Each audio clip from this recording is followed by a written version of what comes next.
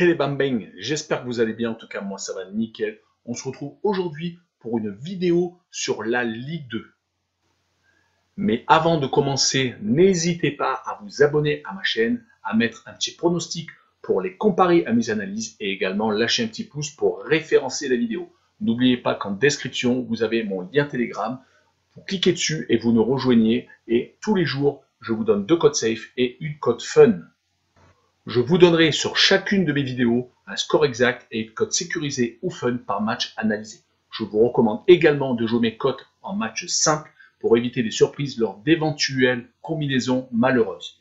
Je vous donnerai mes cotes sécurisées par rapport à des away no bet, home no bet, draw no bet. Ce sera surtout des cotes sécurisées donc, et également des doubles chances et des plus ou moins un certain nombre de buts. C'est parti! J'aimerais mettre en avant un nouveau partenariat avec un site d'actualité sportive où plusieurs sports sont abordés, comme le football, le basket et la NBA en particulier, le tennis, la boxe. Vous pourrez également y trouver tous les résultats de vos matchs en live score, c'est ultra complet. En tout cas, c'est là maintenant où je me rends. Et également, vous trouverez les cotes de bookmakers comme 1xBet, Interwetten, bwin, Bet365 entre autres, qui sont réactualisés en live. Franchement, allez-y, surtout que le site est en train de se lancer. Il y a également une boutique qui est présente où vous pouvez acheter des équipements sportifs et il y aura bientôt une billetterie qui sera en place où vous pourrez acheter, vendre, voire échanger des places, que ce soit de concerts ou de matchs. Et bientôt sera mis en place un jeu concours où vous pourrez gagner le maillot de votre équipe favorite, peut-être le billet du match de foot de votre équipe favorite, et également un code promo pour une grande enseigne de vêtements de sport. En tout cas, n'hésitez pas à aller en description, vous avez le lien de ce site qui s'appelle Passion Sportive et n'hésitez pas à y aller.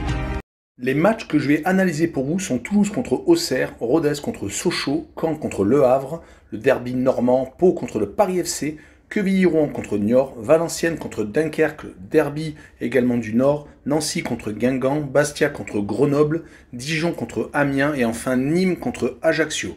Mais avant d'attaquer l'analyse de ces 10 matchs, le classement, premier Toulouse avec 24 points, deuxième Sochaux avec 23, troisième Auxerre avec 20 points, quatrième Le Havre avec le même nombre de points 20, cinquième Ajaccio avec 19, sixième le Paris FC avec 17, septième Pau et 8e Quevilly-Rouen avec le même nombre de points, c'est-à-dire 15. En fin de classement, 16e Bastia avec 10 points, 17e Dijon avec le même nombre de points, c'est-à-dire 10, 18e Amiens avec 9, 19e Dunkerque avec le même nombre de points, c'est-à-dire 9, et dernier du classement, Nancy 20e avec 5 points. Attaquons avec le premier match, Toulouse contre Auxerre. Les Toulousains sont en légère perte de vitesse. Ils restent sur 2 matchs sans victoire, une défaite assez surprise contre Caen à domicile 3-2 et surtout un 0-0 à Amiens.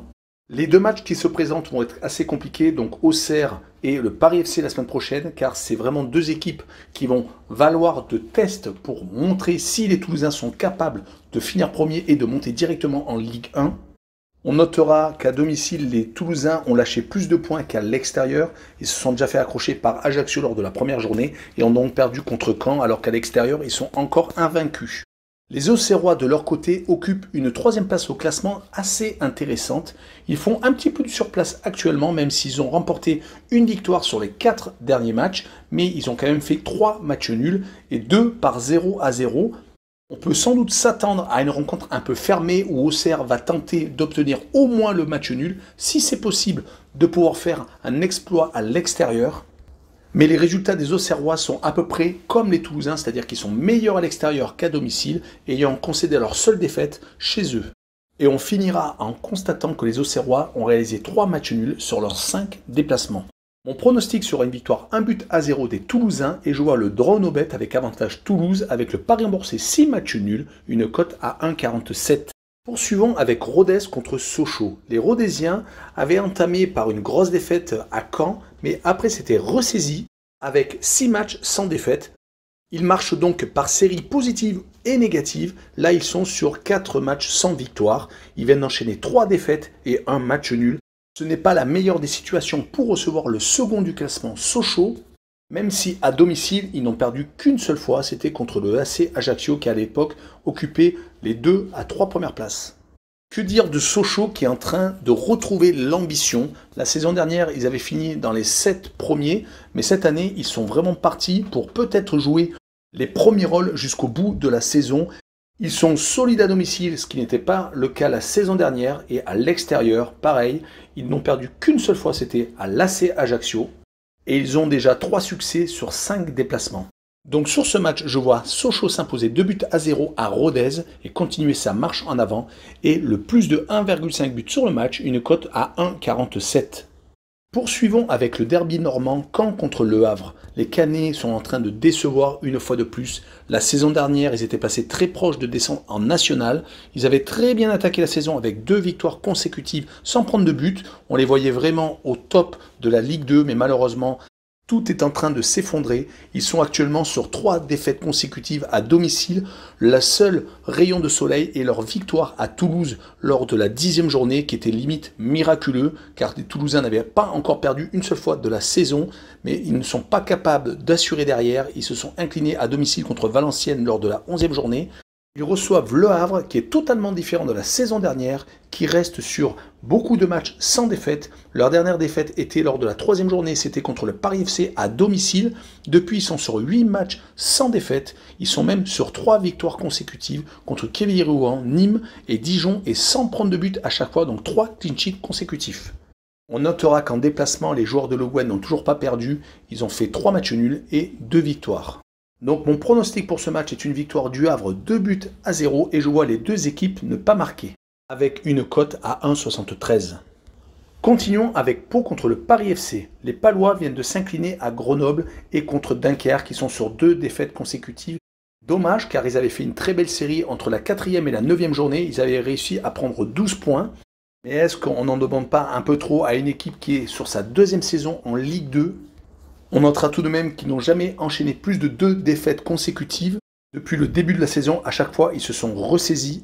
Ils jouent contre le Paris FC qui est rentré dans le rang, qui est tout de même encore 6e, mais qui malheureusement enchaîne des déceptions comme le match nul à domicile contre le dernier Nancy. On notera qu'ils sont sur 3 défaites consécutives à l'extérieur, des défaites à Ajaccio, à Sochaux et à Niort. C'est dommage car ils avaient commencé tambour battant avec 3 victoires consécutives à l'extérieur. On les voyait vraiment au top de la Ligue 2.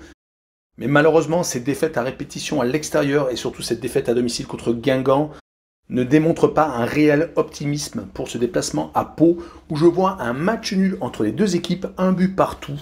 Et je vois les deux équipes marquer une cote à 1,80. Continuons avec Quevilly-Rouen qui reçoit Niort.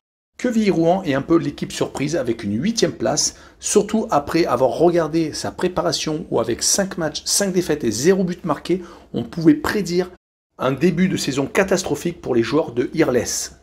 Mais les très bons matchs à l'extérieur leur permettent d'occuper cette place en première partie de tableau. Ils viennent de s'imposer pour la 3e fois à l'extérieur et c'était à l'AC Ajaccio. Il faut quand même le faire. Sur les 5 derniers matchs, c'est 2 victoires, 2 nuls et une seule défaite, c'était au Havre. On notera tout de même qu'ils sont moins bons à domicile, n'ayant gagné qu'une seule fois, c'était lors de la 4e journée contre Dijon. Depuis, ils n'ont plus gagné depuis 4 rencontres. Donc ils jouent contre Niort, qui de son côté est assez moyen, qui est dans le milieu de tableau, qui vient de perdre une fois de plus à Sochaux, qui est beaucoup plus constant chez lui qu'à l'extérieur, où ils sont sur 4 matchs sans victoire, où ils viennent de s'incliner à Sochaux, à Auxerre, au Havre. Le seul point positif est ce match nul ramené d'Ajaccio 0-0. Mais sur ce match, je les vois tout à fait capables d'accrocher le 0-0 à Quevilly-Rouen. Ce sera d'ailleurs mon pronostic. Et je vois le moins de 2,5 buts sur le match. Une cote à 1,57. Poursuivons avec Valenciennes contre Dunkerque, le derby du Nord. Les Valenciennois avaient commencé la saison mi-figue, mi-raisin, ne gagnant qu'une seule fois sur les 8 premières journées. Ils étaient donc dans une position assez compliquée. Depuis, changement radical sur les 4 dernières journées. Un match nul à Pau et derrière 3 victoires consécutives contre Bastia et surtout 2 victoires en déplacement à Dijon et à Caen. Ils ont fait une remontée fulgurante au classement. Ils se retrouvent en milieu de tableau et à seulement 5 points de la 3e place. Ce qui veut dire qu'avec une victoire contre Dunkerque, ils peuvent très bien revoir leurs ambitions à la hausse et peut-être espérer se rapprocher des accessites pour les barrages, voire même la montée directe en Ligue 1. Certes, nous en sommes qu'à la 12e journée, mais ils rencontrent une équipe de Dunkerque qui va avoir la rage au ventre qui pensait avoir touché le fond après sa défaite à domicile contre Toulouse lors de la 9e journée, mais depuis, revirement total, comme les Valenciennois, ils viennent de remporter 2 victoires consécutives, à Pau en déplacement et contre Bastia à domicile. Sur cette rencontre, je vois comme pronostic un 2 buts partout, je vois pas mal de buts dans ce match-là, et pour sécuriser l'affaire, je vois un home no bet, avec le match nul remboursé 6 victoires de Valenciennes à domicile, une cote à 1,65. Poursuivons avec Nancy contre Guingamp. Les Nancéens sont malheureusement à la dernière place, décrochés maintenant de Amiens et de Dunkerque avec 4 points de retard.